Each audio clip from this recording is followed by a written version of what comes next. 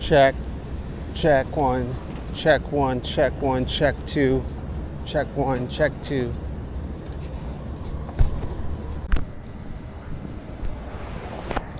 Right. Here we go.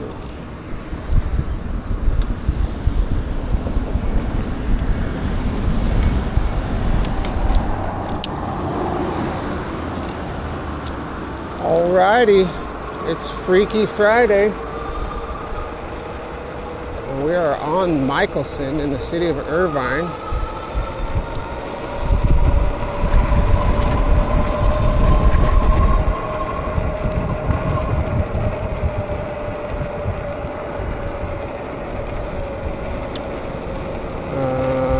Oh my God, that was a big bump.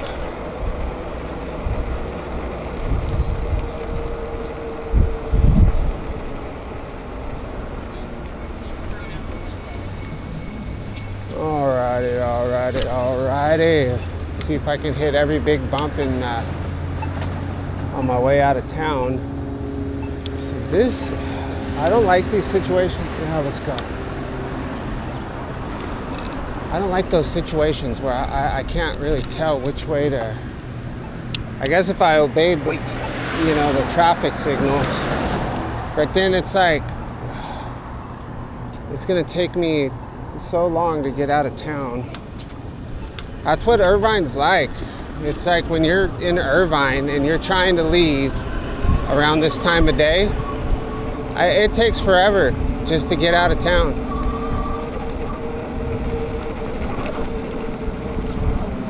I'm sure nobody's at the bus stop.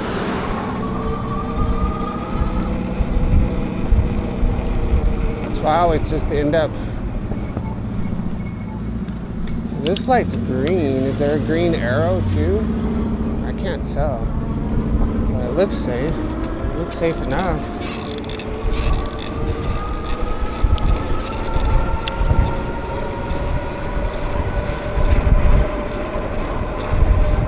All right, we're now on Von Carmen. Try to switch it up a little bit. Squeaking down the road, going over the 405 freeway.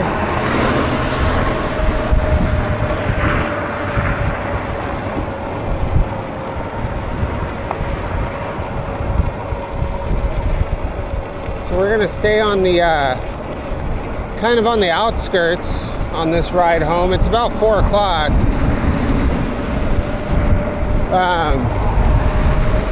So we'll just do the Von Carmen to Tustin Ranch Road. And we'll cut over on La Colima, which is a pretty fast route. I mean, relatively fast.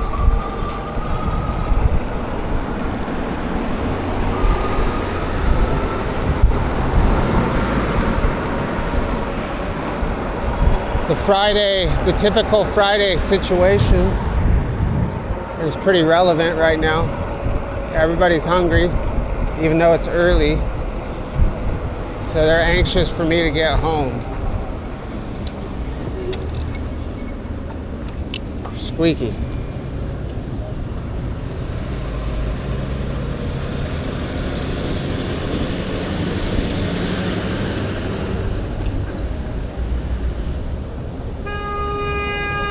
Oh my gosh.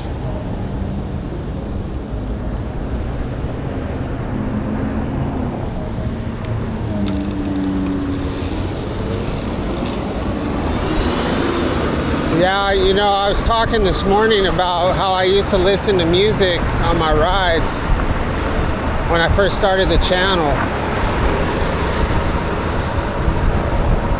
I don't think that's a bad idea. Like on some of these routes, that's going to really limit like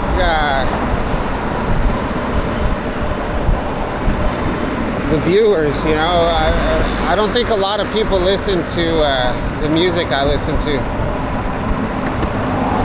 And then if you go the issue is, if you go too mainstream, then you will get a copyright strike. But the crazy thing about the Crewman, when I was talking about it this morning, the Pandora station I listened to is called Crewman Radio, KREWMEN, maybe MAN, I don't know.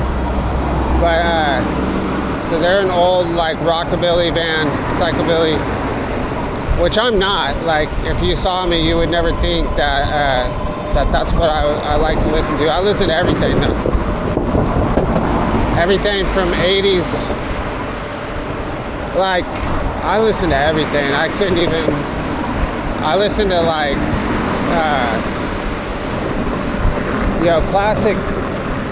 classic country, anything from the 60s to the 90s. I'm kind of burned out on classic rock though, because classic rock, like I worked a lot around, like I never worked construction necessarily. I mean, I've worked for contractors, but I did paint houses, and it just seemed like all the old manual labor jobs I had, like everybody always listened to classic rock. My dad would listen to classic rock at work, and I worked for him for a while. Like, so kind of burned out on some of that. But I like 80s rap. I like 90s rap. Anything after that, I don't really know very good. I like,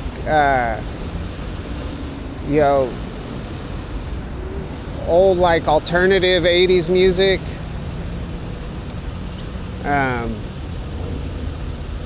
80s punk rock, 80s metal, not like really hair bands. I mean, there is some hair band music that I like, but I wouldn't go out of my way to listen to it. But if I had to, like, I would pick it. Like, I would pick that over listening to classic rock. Like, I'd rather listen to very old, like Motley Crue or Ozzy Osbourne, but that's not hair bands, that's different, that's just metal. So like Black Sabbath is good, Ozzy's good, Slayer,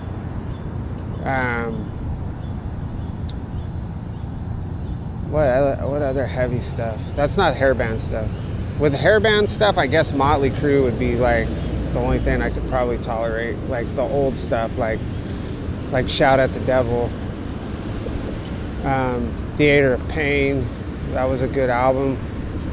I really liked that album. I was so young when that came out. Yeah, that song Home Sweet Home on it. I think I was probably barely learning how to read.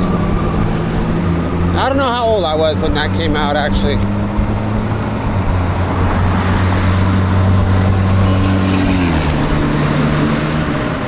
But anyway, I forgot what I was talking about. I was talking about,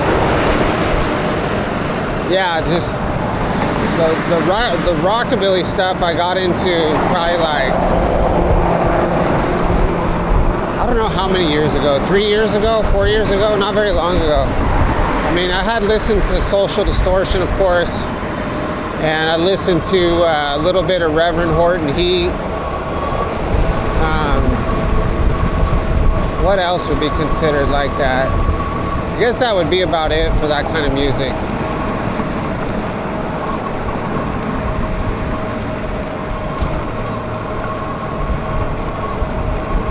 But I go through phases. I went through, there's a band called Sleaford Mods that I used to put on my videos a lot. They don't copyright strike you, but they definitely would probably put a claim on your video. But Sleaford Mods, I went through I heard them probably 3 or 4 years ago, and I listened to them for probably at least 2 years straight, every day. Where I know, I mean, I'm sure I don't know all their songs, but I know most of them. Yeah, I'm sure there's some obscure stuff that I don't know.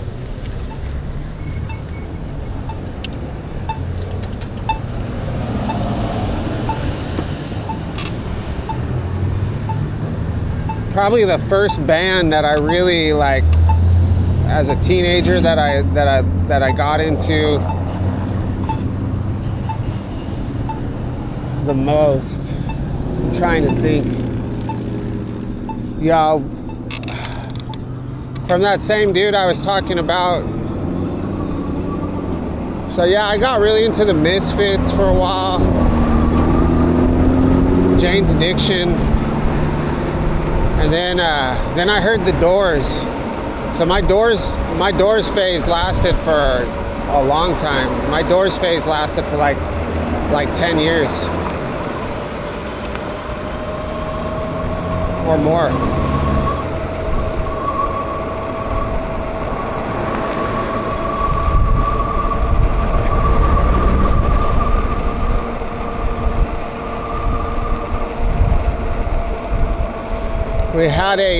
I had a friend when I was in high school. He was probably like in his 20s. I was probably 17, 18. And his name was Rob. And his house was like the party house, and they had like a punk rock band.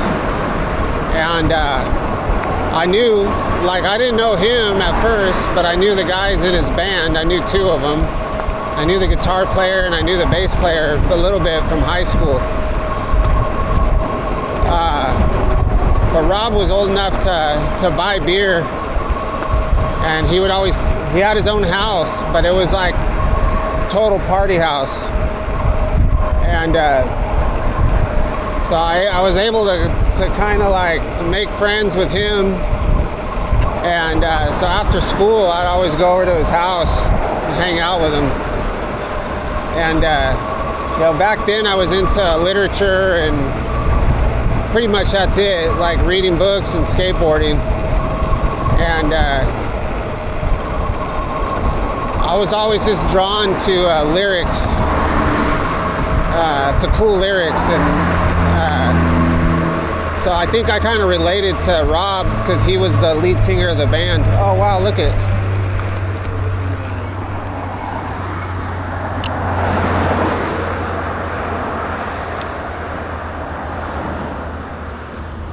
Whoa. There's the Goodyear blimp. Oh, I gotta send this to my son. He loves the Goodyear blimp. Never would I get in that crazy ass thing. So I've never flown in a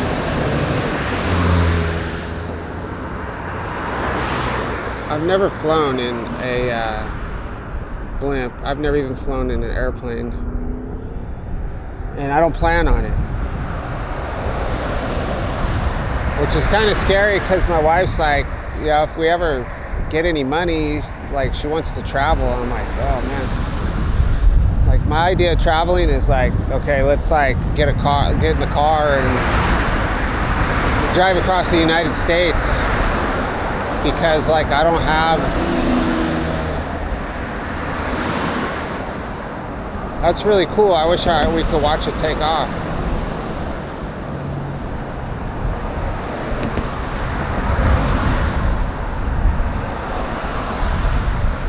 I'm gonna send that picture to my son. I took the picture and then I didn't send it.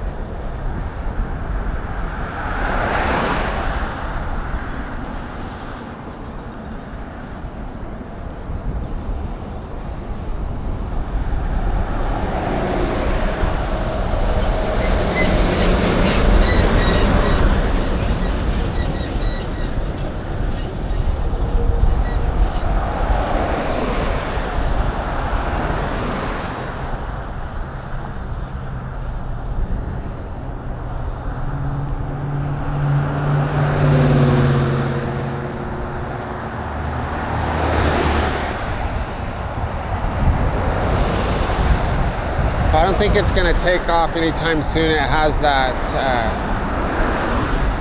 that mast that's like stabilizing it, I'm assuming. Anyway, that's cool. So anyway, so yeah, Rob sang for the punk rock band. They were called Brotherhood Circle.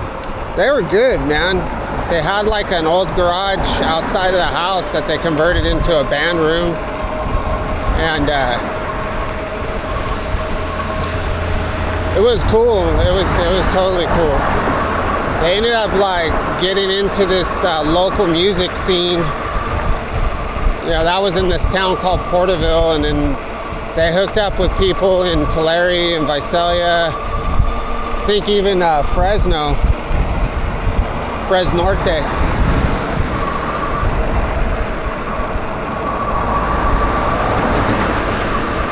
But what I was getting at, what got me started on this subject was the Doors. So, you know, Rob had an older house, and it was all like hardwood floors that were painted brown, and then he didn't have very much furniture. I think he had like one couch, and we'd do like couch Olympics. It was called Couch Olympics. So people would get drunk and then like run down into the living room, down the hallway into the living room. Well, it wasn't even, it's out of the dining room into the living room, and do like tricks over the back of the couch, you know. But he also had an eclectic taste in music, as I did, and he had a record player in his living room, and he had Doors Waiting for the Sun on record. So if I would go over there like after school,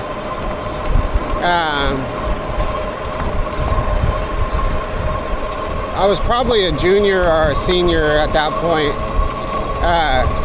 There wouldn't be that many people at his house at that point. I think the guitar player was living there briefly. The bass player lived there pretty much full time. And but when I'd go there after school, like Rob would just be getting up and starting to drink his beer, and then I would join him, you know.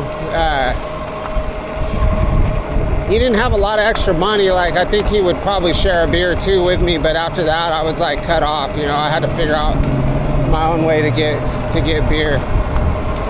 But I remember he was the first one. Like, my parents used to, like I said, I grew up in a bar, like going to bars as a kid. Like, my mom was a bartender off and on as long as I can remember.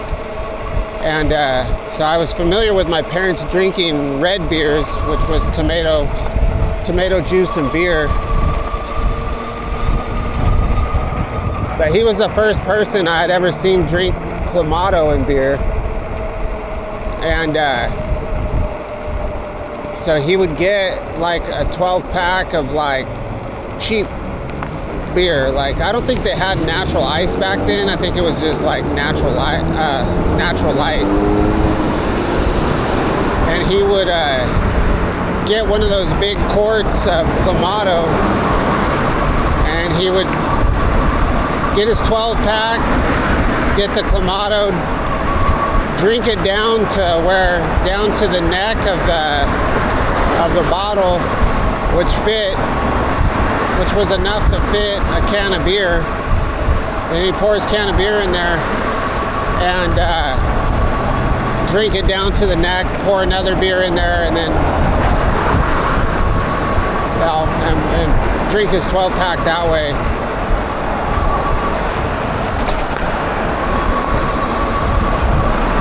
But yeah, if I would get there after school, like, there wasn't a lot of people there yet, so I could go kick it, you know. I was like that kid, you know, just kicking it at his house. I could go inside and, you know, hang out like it was, I mean, I didn't have as much freedom like it was my house. Like, I'm not going to go dig through his cabinets and his refrigerator, but I was free to go listen to records. So I can remember going in there and listening to Waiting for the Sun. But that house was just, I mean, It was badass.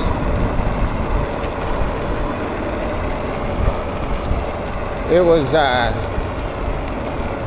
was really awesome. I was like, it sounds bad, you know, being that young and already drinking and having, you know, people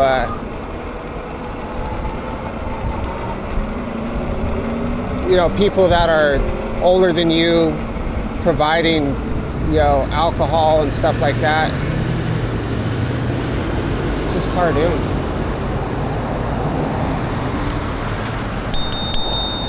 Ring my bell at him.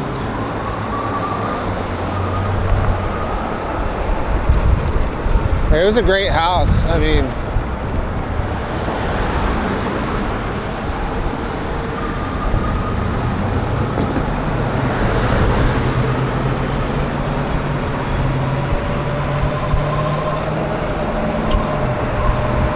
like sometimes, yeah, when they would do band practice, we'd all lock ourselves inside that little room, sing along with the lyrics, or sometimes when they were getting more serious, you know, they wouldn't let anybody go in there.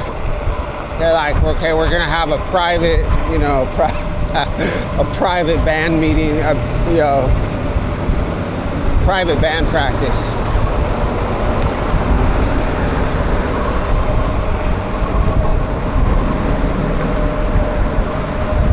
But yeah, by hanging out with him, I got exposed to all kinds of cool underground music.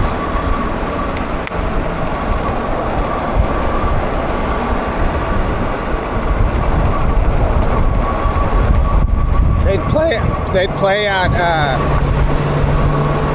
there was this bar up the road called, kind of heading out into the country, called Charlie's. And he worked there. He worked there as a bartender late at night. You know, just kind of like part-time or whatever. So he knew the owner of the bar. And bands would play there all the time, usually like country bands. But then they started letting local bands play there.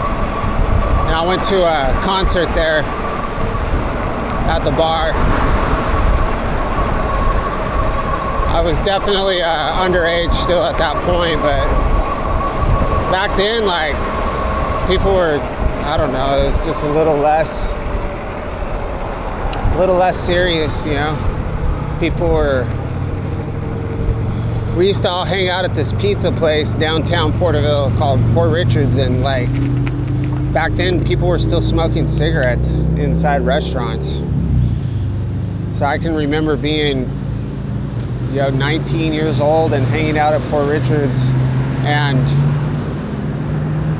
they had a game room with pinball machines and stuff, but there would be like 20 people, 20, some of them over 21, some of them not, maybe more at sometimes. We would put all the tables together inside of this pizza place that was like, the pizza place looked like an antique store. Had all these old antiques on the wall, had a bar that was supposedly Al Capone's old bar. And yeah, you just get together with your friends, and like Porterville was back then, it's not that way anymore, I don't think, but Porterville was a tight place. Like, everybody knew everybody, and like everybody hung out with everybody. So like, it was very what's a good word for it? It was very accepting community, you know? Like,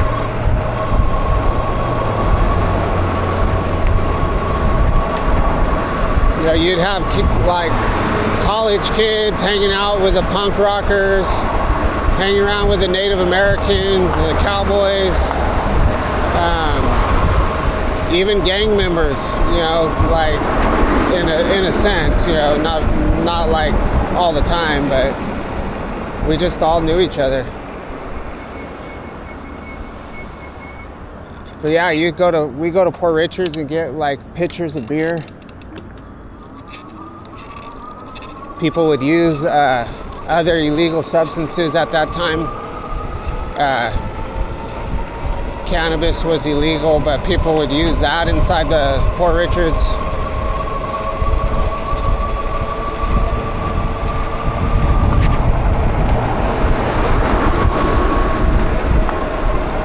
But I was never really into that. But I did like to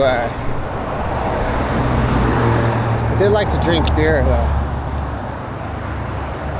for sure.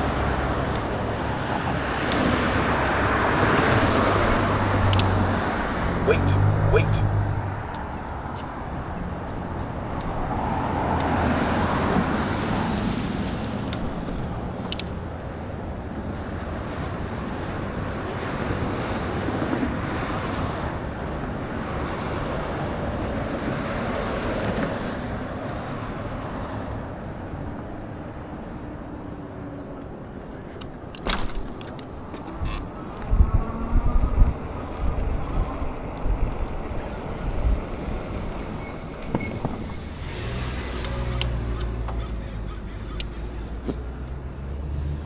Alright, so La Colina is where we're at.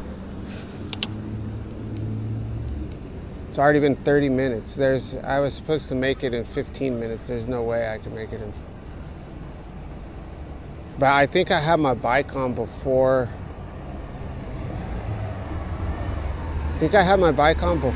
I left.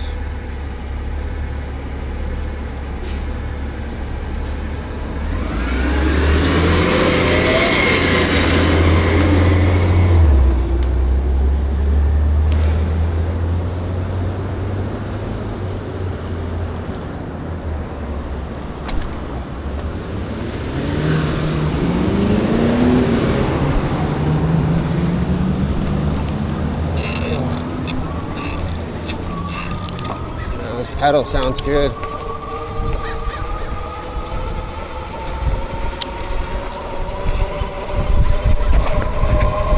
So I've got my front shock. It's I've got it in the lock position. So kind of rough riding.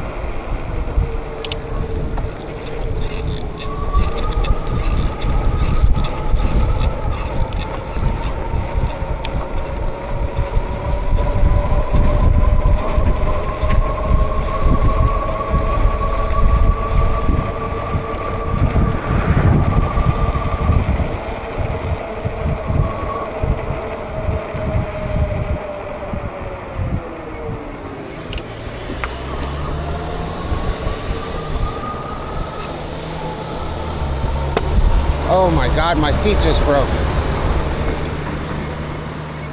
How the hell did my seat break? What the hell?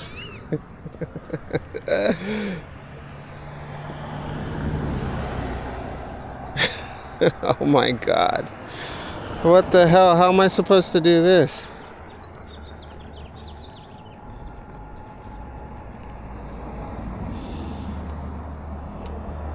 Jesus.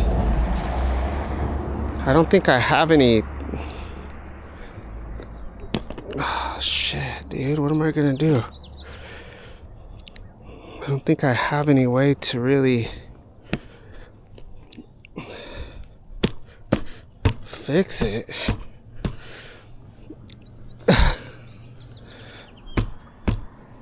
What the hell? I have 2 more seats at my house. I just got to figure out how to keep this one on. This is gonna be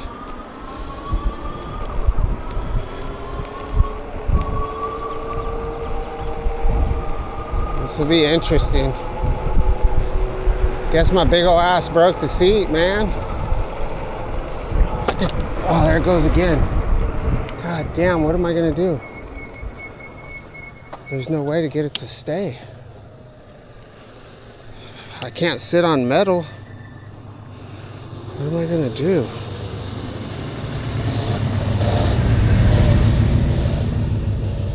I don't have any tape. I don't think I have any tape. I might have tape. I gotta call my wife. I have no straps. Usually I have ratchet straps too.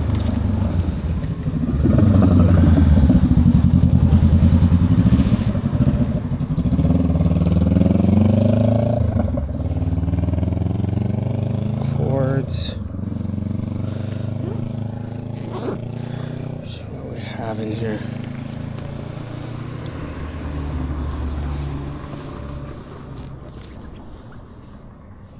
Guess I could take my shoestring out. Oh, you know what I can use? I should have got this drawstring right here. Let's do that. Take the drawstring out of the shirt. It's hot too. It's hot as hell right now. So if I can tie this, it's gonna keep the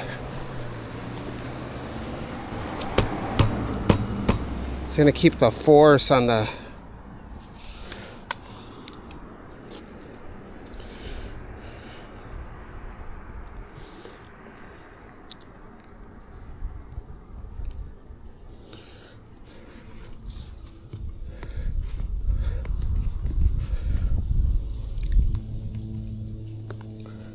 we just need to be able to keep the force like forward so it doesn't pop out of the back.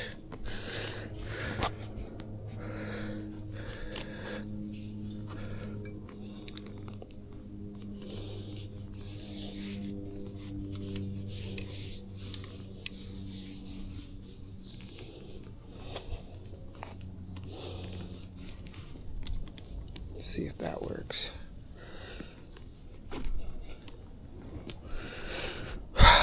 All right.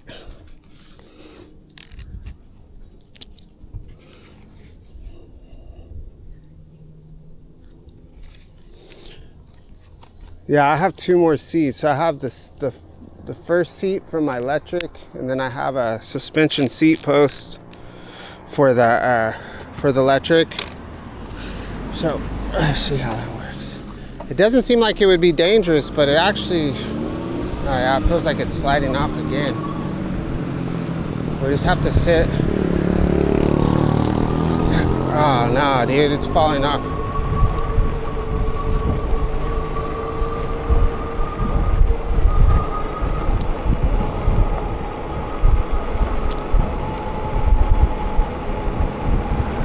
Like, I don't know what I can do. Why is it sliding off?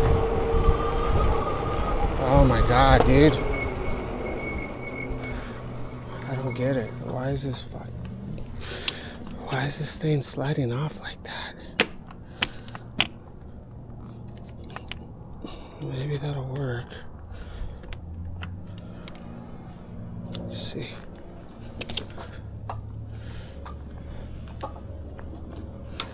Yeah, dude, there's no way this is gonna work. Like, this is so jack. This is not something I thought that would like mess me up on a ride. We're just gonna have to stand up and hopefully. So my pedal is broke too. That's the bad part, is my pedal is broke. So I'm gonna look like a crazy person riding down the street like this.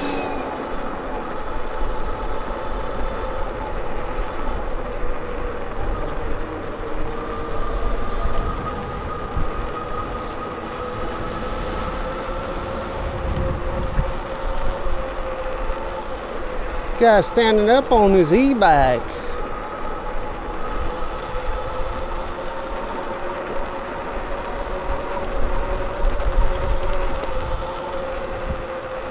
I need to make a phone call. This is dangerous.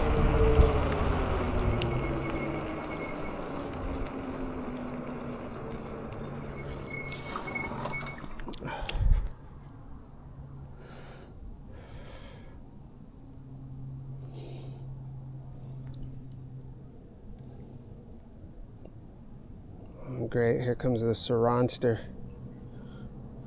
Comes freaking Sironster. Oh, he almost ate it. He just destroyed his foot. Hey, so I'm like I'm over in Tustin right now, and my freaking seat broke. I can't sit down. I have to stand up. So I tried to fix it. So it's taken me a long time. Is what I'm getting. I can fix it when I get home because I have another seat. But I just was like in a hurry to get home because I thought you guys were waiting on me.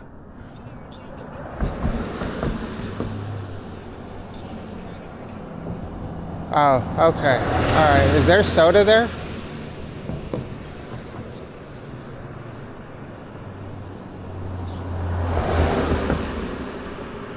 Okay. All right. When I get home, I will, but I can't fix it. I tried to tie it on. I tried to tie it back on. It's hard to explain. I'll show you when I get home. It's like, yeah. It's,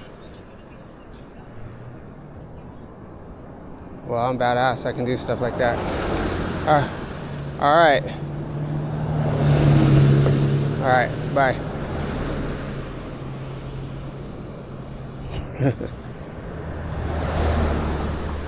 She's like, are you gonna be able to do that? That sounds kind of hard. It is, but what's the alternative? Another thing you can do is you can actually put the seat on the, we can put the seat on the, if my pedal wasn't broke, that would be different. We could also tie the seat to the bike rack and sit on the bike, or not the bike rack, yeah, the bike rack, the rack. I could put the seat on the rack and ride on the rack. That's a choice too.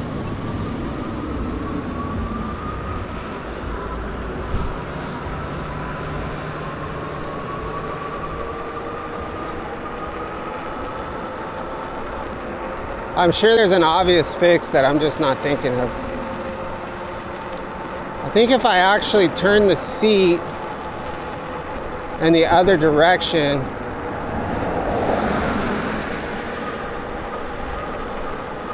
doesn't matter, this isn't that bad. I just don't want to break my pedal.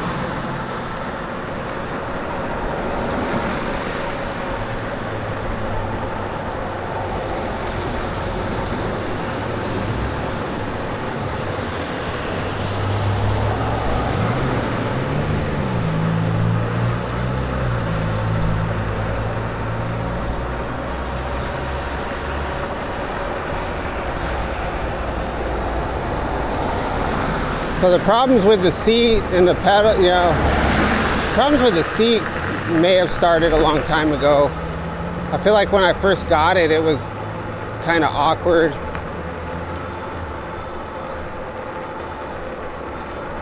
But I think, you know, when people get e-bikes, typically seats are like one of the first things people replace. Because typically when you get an e-bike, like, my experience has been that I mean, I've only had two, but I've seen like on bike reviews, like that's a pretty common thing that the seats are never either comfortable. It's usually that they're not comfortable, so that people replace them.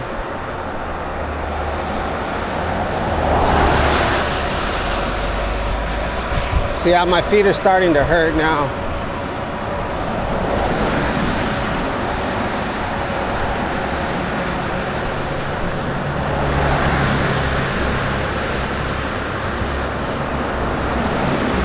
La Loma.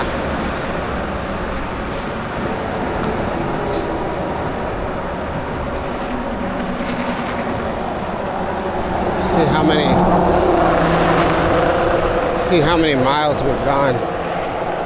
9.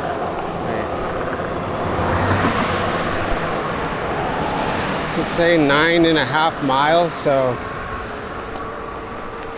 we've got probably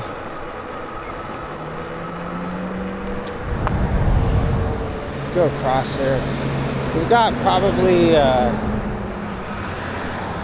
3 more miles to go, maybe.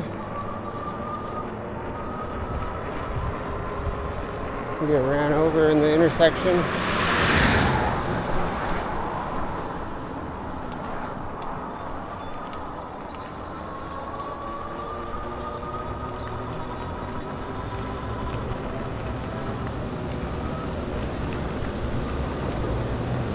All right, yeah, let's take a break in the shade and then figure something out.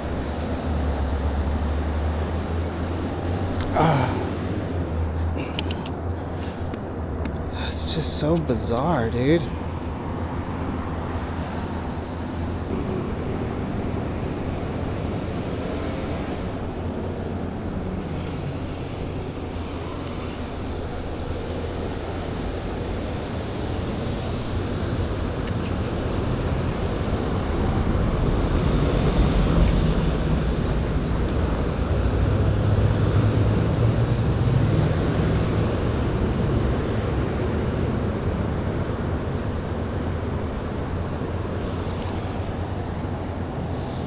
Maybe if we flip it around.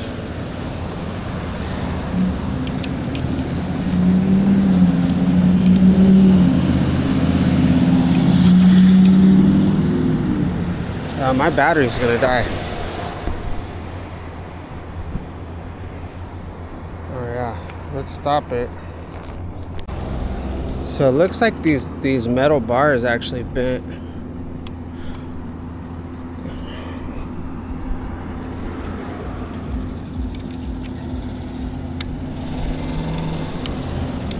Maybe if I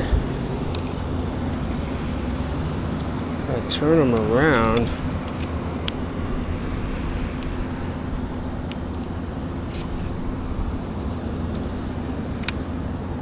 it's the strangest thing ever. So if we turn this,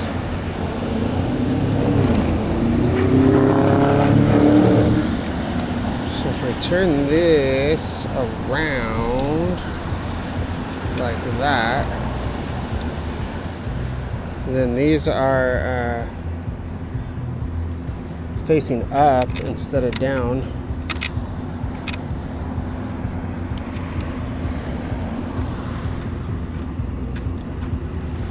And we're like,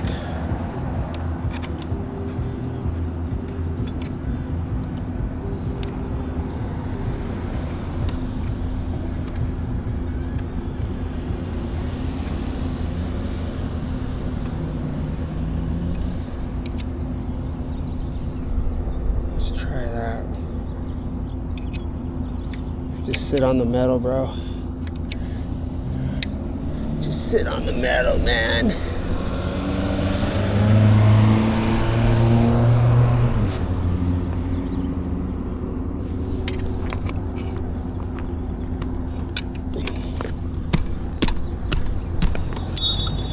Let's try that.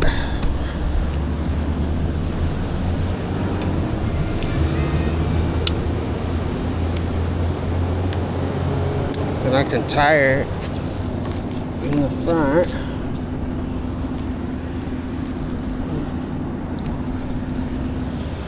Again.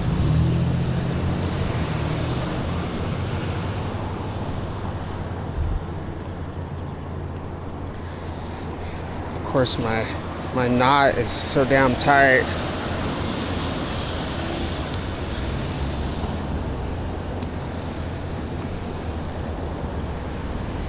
Oops.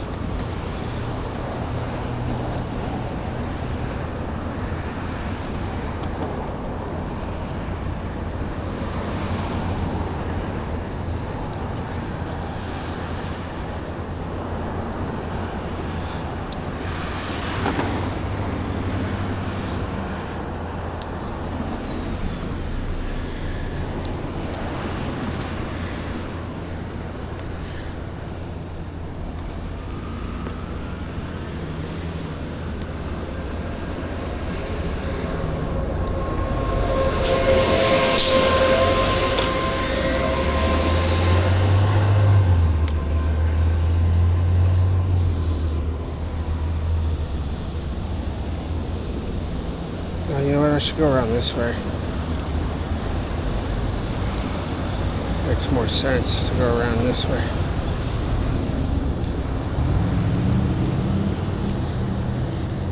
Freaking bizarro seat. Alright, let's see how that works.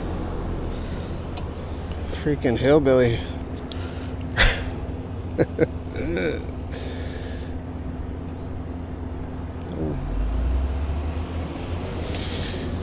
Who's got the hillbilly seat, bro?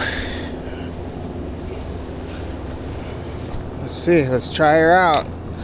It's the freaking Auto-lay. Oh yeah. This is like the ejector seat. Alright, we're gonna need some. I wonder if I can unlock my. Oh yeah, now we have suspension too, so. Alright, let's see how this works. It's much better than standing on the pedals, for sure. Oh, nope, it's freaking falling off.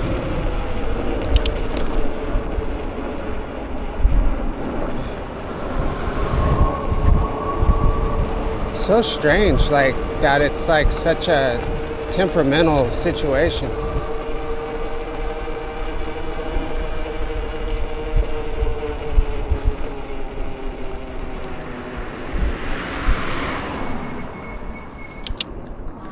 It's gonna be the longest 2 miles of my life.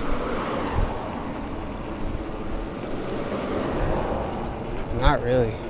Could be worse.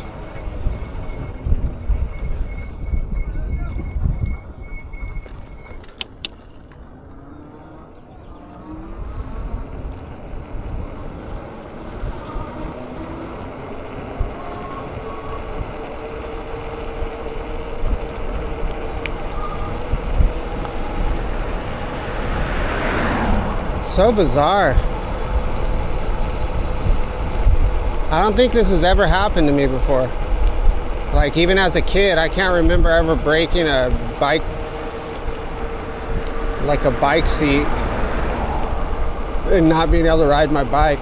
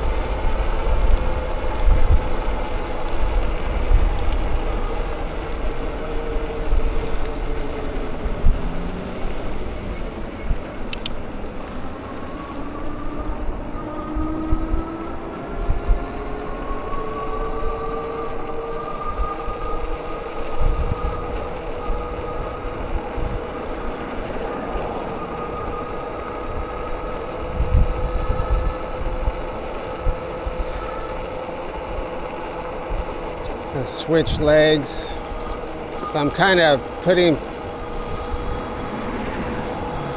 holding myself up on one pedal, trying to take some of the weight off of the seat.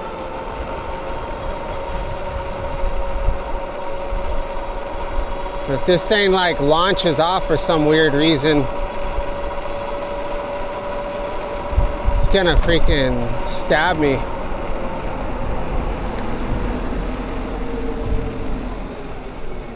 You get both of your cheeks freaking speared.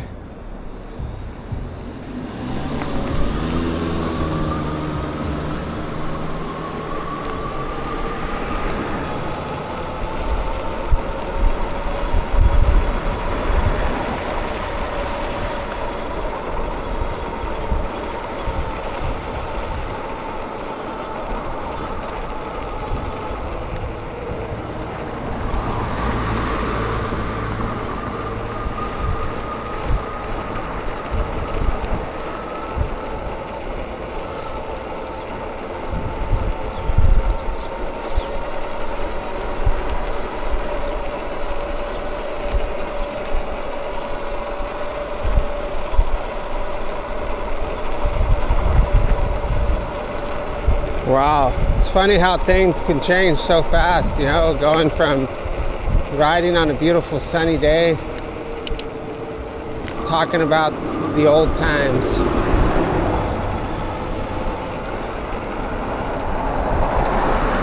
I was in a hurry to go get dinner, but they were already impatient, so they were actually on their way to.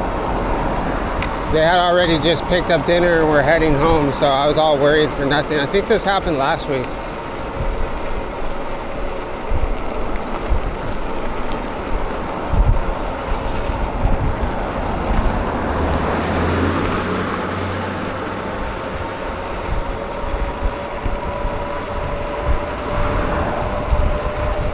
Trying to think of like the toughest ride home I've had. I would say the toughest ride home. Oh my God, that car got wasted. The toughest ride home that I've ever had, besides when I crashed into the door of that car, which, whatever, I don't even want to talk about that, but that wasn't really that bad, but it kind of sucked. But it was running out of battery. Like, range anxiety is I mean, you should know how far your bike can go, for one thing. But if you happen to get into a situation where, like I got into, was my battery, I forgot my battery charger, and my bike was already low, and I rode it to work, or I forgot to plug it in or something like that. I can't remember the situation. I just know I didn't have enough battery to get home. Oh, you know what the worst ride was? The worst ride was when my motor broke. My motor broke in downtown Santa Ana, and I had to, First Street, and I had to ride my bike with no my electric all the way home, which was like probably 10 miles. I did it intentionally before. I rode the electric. When I first got the electric,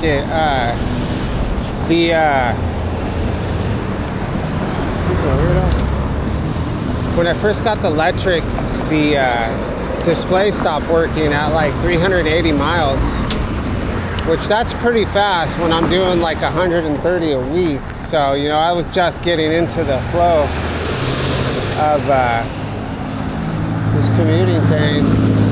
I was so frustrated about it and so excited to be doing what I was doing that I don't even know, am I still recording? Oh yeah, 7%, we're gonna die right now. So that I took my battery out of my bike, aired up the tires to max air pressure, and I rode my bike all the way to work. And it was so hard to do that I didn't ride it back the next day. I didn't ride it back the same day. I went and I rode it back the following day because I was so just beat from having to do it. So technically,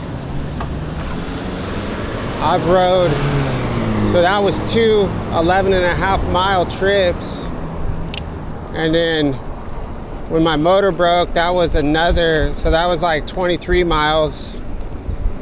And then when my motor broke, that was 10. So I've rode 33 miles on an e-bike with no motor working. It's pretty good. Probably more than that, because I had my battery die. The first story I started talking about is I had my battery die on the Santiago Creek Trail, and then I had to ride it home from there.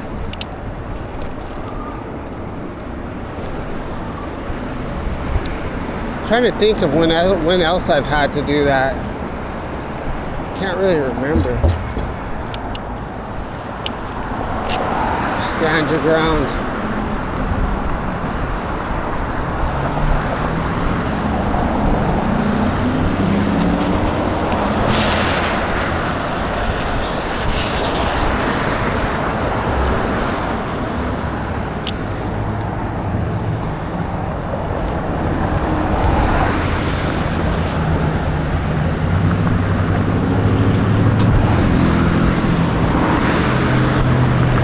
right, well, I'm gonna say bye now. We'll catch you on the next video. This camera's about to die.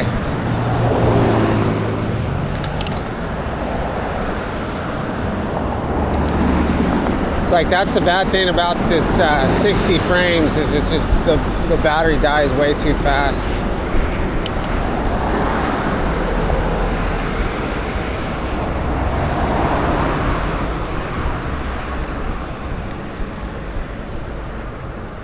East Chapman Avenue.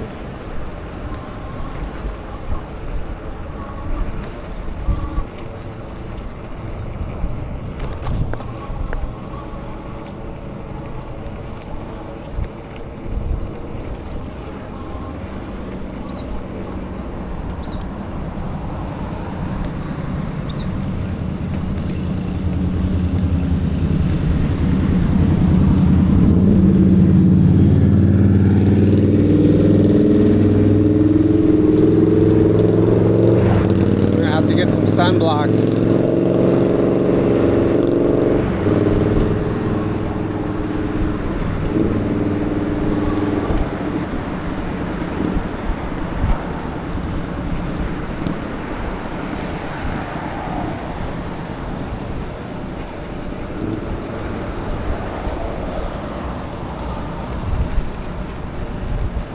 How's that tower?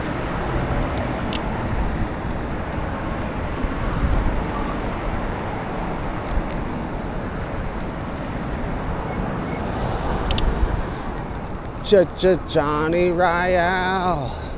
Johnny Ryall.